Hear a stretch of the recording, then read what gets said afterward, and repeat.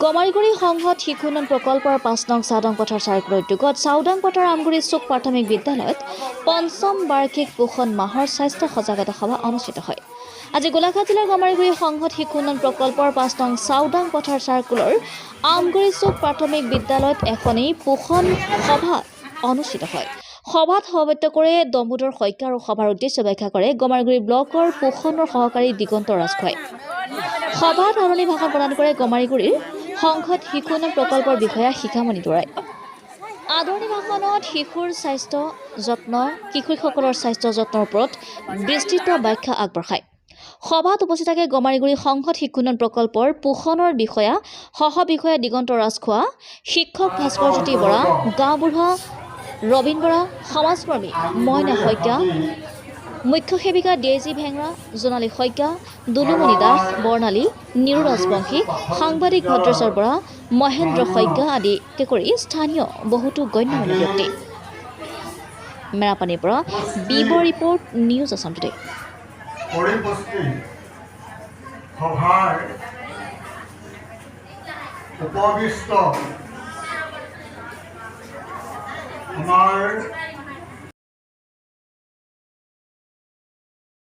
লগতে আমাৰ উপস্থিত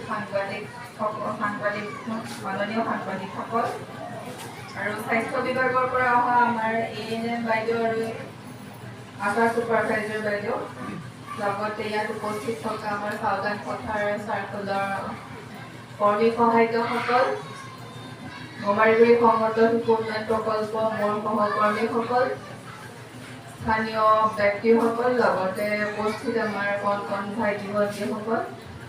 প্ৰথমে মই গমাৰিগুৰি সংহত শিশু উন্নয়ন প্ৰকল্পৰ সৌজন্যত আয়োজন কৰা পোষণ পঞ্চায়তলৈ সকলোকে আদৰণি জনালোঁ।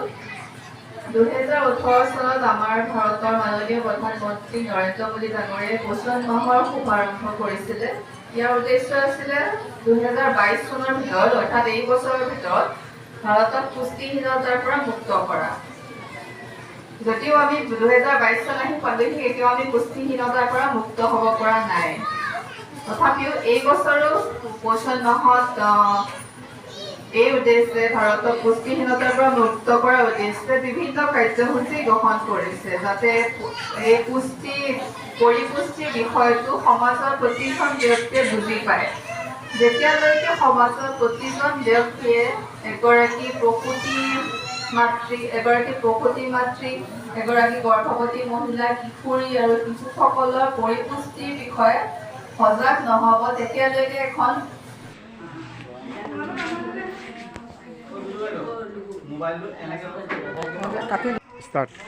সমগ্ৰ দেশৰ শিশুক পুষ্টিহীনতাৰ পৰা ৰক্ষা কৰাৰ উদ্দেশ্যে ভাৰতবৰ্ষৰ মাননীয় প্ৰধানমন্ত্ৰী মোদী ডাঙৰীয়াই 18 চনৰ 8 মাৰ্চত আৰম্ভ কৰা পোষণ অভিযান আঁচনিখনৰ দ্বাৰা জনসচেতনতা সৃষ্টিৰ লক্ষ্যৰে গোটেই ভাৰতবৰ্ষতে বিভিন্ন ধৰণৰ আঁচনি গ্ৰহণ কৰা হৈছে। ইয়াৰ লগত সংগতি ৰাখি আমাৰ গমাৰিগুৰি সংহত শিশু উন্নয়ন প্ৰকল্পটো যোৱা 1 ছেপ্টেম্বৰ তাৰিখৰ পৰা বিভিন্ন ধৰণৰ সভা সমিতি অনুষ্ঠিত কৰি জনসচেতনতা সৃষ্টিৰ প্ৰয়াস কৰা হৈছে। তাৰ লগত আজি সংগতি ৰাখি আমাৰ ইয়াত আমগুৰি হাবি কেন্দ্ৰতে এখন সজাগতামূলক সভা অনুষ্ঠিত কৰা হৈছে। ইয়াত আমাৰ অন্নপ্ৰাশনকে আদি কৰি এখন ফুলনি বাগিচাৰ শুভ উদ্বোধন, পাচলি বাগিচাৰ শুভ উদ্বোধন কৰা হৈছে।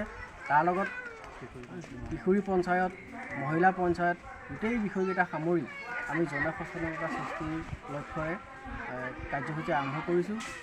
আজি এই আঁচনিখনৰ পোষণ মাহটোৰ শেষ পৰ্যায় পাইছেহি, গতিকে আমি ইয়াত জনজাগৰণ সৃষ্টি কৰিবলৈও আমি সক্ষম হৈছোঁ বুলি ভাবিছোঁ। আমি বিশেষকৈ পুষ্টিহীনতাৰ পৰা শিশুসকলক কেনেদৰে ৰক্ষা কৰিব পাৰি তাৰ ওপৰত বিভিন্ন ধৰণৰ আমি গীত মাত ইয়াত ৰাইজৰ মাজত প্ৰচাৰ কৰিছোঁ। থলুৱা খাদ্য সামগ্ৰীৰে আমি খাদ্যমেলা ইয়াত ৰাইজৰ মাজত দেখুৱাইছোঁ, কেনেদৰে থলুৱা আমি বজাৰৰ পাচলিতকৈ থলুৱা শাক পাচলিয়ে কেনেকৈ গৰ্ভৱতী মাতৃ বা প্ৰসূতি মাতৃক কেনেকৈ খাদ্য যোগান ধৰিব পাৰি, গোটেই বস্তুখিনি সামৰি আমি পোষণ অভিযানৰ যি লক্ষ্য তাক সম্পূৰ্ণ কৰিবলৈ আমি চেষ্টা কৰিছোঁ।